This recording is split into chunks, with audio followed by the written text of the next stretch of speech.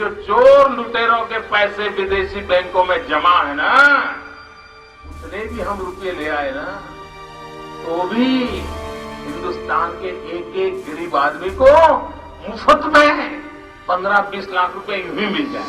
Swiss bank এটা এমন একটি শব্দ যেটার সঙ্গে মিস্ট্রি, পাওয়ার এবং কন্ট্রোভার্সি ওতপ্রোতভাবে জড়িত। কিছু লোকের জন্য তো এটা একটা ফিনান্সিয়াল হেভেন, যেখানে সারা দুনিয়ার এইরকম অস্থির পরিস্থিতিতেও তাদের অর্থ সেফ থাকে। আবার কিছু লোকের জন্য এটা একটা সিক্রেট চেম্বারও বটে, যেখানে ডিক্টেটর এবং ক্রিমিনালরা তাদের কালো টাকা লুকিয়ে রাখে। জাস্ট ভেবে দেখুন, একটা ছোট্ট পাহাড়ি দেশ যার না আছে সুপার পাওয়ার, না আছে কোনো বড় মিলিটারি ফোর্স, না তো হিউজ পপুলেশন, তবুও গোটা দুনিয়ার সমস্ত ধনী ব্যক্তিরা তার নিজের দেশের ব্যাংকের থেকেও এই দেশের ব্যাংকের ওপর সব থেকে বেশি ভরসা করে। আর এখান থেকেই প্রশ্ন ওঠে, সুইজারল্যান্ডের কাছে কি এমন আছে যা কিনা গোটা দুনিয়ার সমস্ত ধনী প্রভাবশালীদের পয়সা রাখার সিক্রেট চেম্বার হয়ে দাঁড়ায়? 2007 সালের পর থেকে আমেরিকা এবং কিছু পাওয়ারফুল দেশ কি এমন গেম খেলেছিল যার জন্য সুইস ব্যাংকের এতদিনের ক্রেডিবিলিটি এবং রেপুটেশন জাস্ট এক রাতেই ধুলোয় মিশে যায়? সুইস ব্যাংক এমন কি লুকিয়ে আছে যা তাদেরকে এতটা সিক্রেট এবং পাওয়ারফুল করে রেখেছে? এমনও প্রশ্ন ওঠে, ওখানে কি শুধু ডিক্টেটরদের পয়সা রাখা আছে? ওখানে কি শুধু ব্ল্যাক মানি আছে? ইভেন ওই ব্যাংকের এমপ্লয়ীদের কাছ থেকেও কি অ্যাকাউন্ট হোল্ডারদের নাম লুকিয়ে রাখা হয়?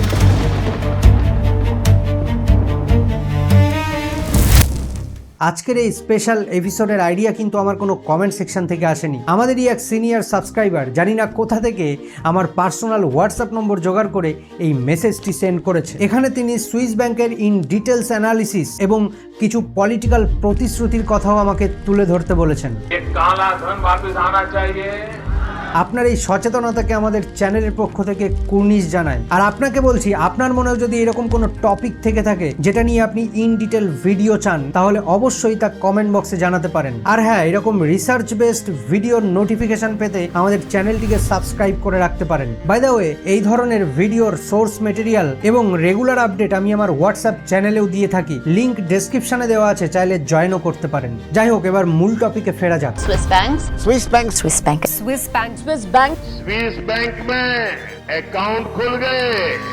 যাদের জানা নেই তাদের জন্য বলে রাখা দরকার যে সুইস ব্যাংক কিন্তু শুধুমাত্র কোনো একটি সিঙ্গেল ব্যাংক নয়। আমাদের যেমন এসবিআই, অ্যাক্সিস, ঠিক ব্যাপারটা এদের মতো নয়। আসলে চেইন অফ মাল্টিপল ব্যাংক যেগুলো সুইজারল্যান্ডে এক্সিস্ট করে এবং অপারেট হয়, আর এগুলোকেই একসঙ্গে বলা হয় সুইস ব্যাংক। আজকের দিনে আপনি যখন কোনো ব্যাংক অ্যাকাউন্ট ওপেন করতে যান, সেখানে আপনার সম্পূর্ণ ফিনান্সিয়াল আইডেন্টিটি শেয়ার করতে হয়। আপনার নাম থেকে শুরু করে অ্যাড্রেস, আপনার ট্রানজাকশন, আরও কত কিছু সব শেয়ার করতে হয়। আর এর কারণটা একেবারে সিম্পল। আজকের দিনে ব্যাংকিং সিস্টেমের ডিজাইনটাই ঠিক এমন যে গভর্নমেন্ট এবং ব্যাংকের মধ্যে ইনফরমেশন এক্সচেঞ্জ হতেই থাকে। কিন্তু বন্ধুরা, 20th সেঞ্চুরির শুরুর দিকে সিচুয়েশন একেবারেই এরকম শান্ত ছিল না। পুরো দুনিয়া জুড়ে একটা অদ্ভুত অস্থিরতা চলছিল। সিচুয়েশন এতটাই আনপ্রেডিক্টেবল হয়ে পড়েছিল যে কেউ জানতোই না যে কাল সকালে আসলে কি হতে চলেছে। কোথাও ডেমোক্রেসি ডিক্টেটরশিপে টার্ন নিচ্ছিল, তো কোথাও আসতো একটা গভর্নমেন্ট সিস্টেম উল্টে যাচ্ছিল কোনো ভায়োলেন্ট রেভলিউশনে। আর ঠিক এরকম অস্থির সিচুয়েশনে কোনো দেশের রুলার চেঞ্জ হলে সেই দেশের সাধারণ মানুষ থেকে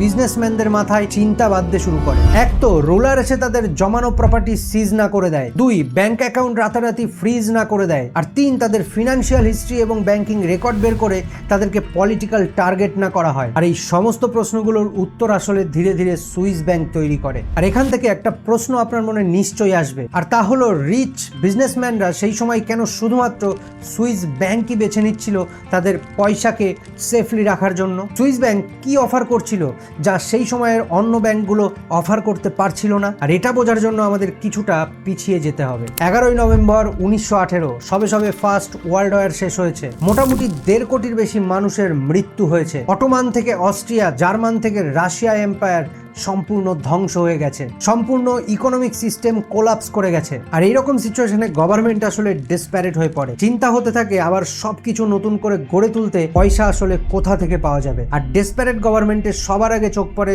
রিচ বিজনেসম্যানদের ওপর। আর গোটা ইউরোপ জুড়ে সেই সময় ঠিক এইরকম সিচুয়েশন শুরু হয়েছিল। ট্যাক্স হু হু করে বাড়তে শুরু করে, বিভিন্ন রকমের কারণ দেখিয়ে অ্যাসেট প্রপার্টি সিজ হতে শুরু করে। আর এই সবকিছু দেখে রিচ বিজনেসম্যানদের মনে হতে থাকে কাল তাদের জন্য জন্য যে রিস্ক আসতে চলেছে তা আসলে মার্কেট নয়, বরং গভর্নমেন্ট নিজেই। সাল 1929, এর মধ্যে ইউরোপে একটা বিরাট মন্দা তৈরি হয়, যা পৃথিবীর ইতিহাসে দ্য গ্রেট ডিপ্রেশন বলে পরিচিত।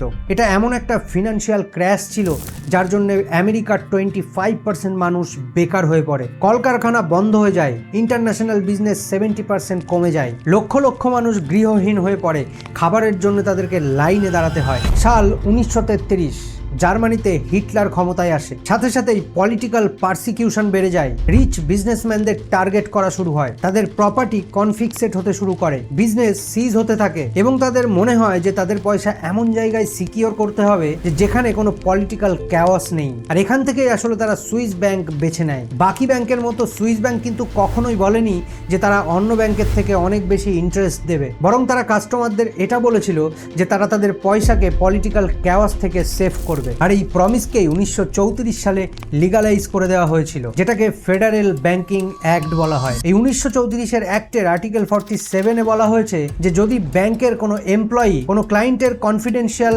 ইনফরমেশন আউটসাইডের কাউকে লিক করে, তবে ওই এমপ্লয়ির ওপর লিগালি ক্রিমিনাল চার্জ লাগতে পারে। আর ঠিক এই সিচুয়েশনের পরেই সুইস ব্যাংক গোটা দুনিয়ার ইনফ্লুয়েন্সিয়াল লোকেদের ফিনান্সিয়াল ডেস্টিনেশনে পরিণত হয়। অলরেডি ভিডিও অনেকটা বড় হয়ে গেছে, আর দুটো প্রশ্নের উত্তর এখনো বাকি রয়ে গেল। মোদিজির সেই প্রতিশ্রুতি, সেই টাকা কেন এখনো দেশে ফেরানো গেল না? আর 2007 সালে আমেরিকা এবং অন্যান্য পাওয়ারফুল দেশগুলো কি এমন খেলা খেলেছিল যার জন্য সুইস ব্যাংকের মতো দুর্ভেদ্য দেওয়াল পর্যন্ত ভেঙে পড়েছিল, যেটা আমি এই সিরিজের দ্বিতীয় পার্টে বলবো। তাই আপনারা যদি এই ভিডিওর পার্ট 2 দেখতে চান তাহলে এখনই নিচে কমেন্ট করে জানান। কমেন্ট সেকশনে আপনাদের উৎসাহ এবং ডিমান্ড দেখলেই আমি খুব তাড়াতাড়ি এই সিরিজের সেকেন্ড পার্ট নিয়ে আসবো। সম্পূর্ণ ভিডিওটি দেখবার জন্য আপনাকে অনেক অনেক ধন্যবাদ।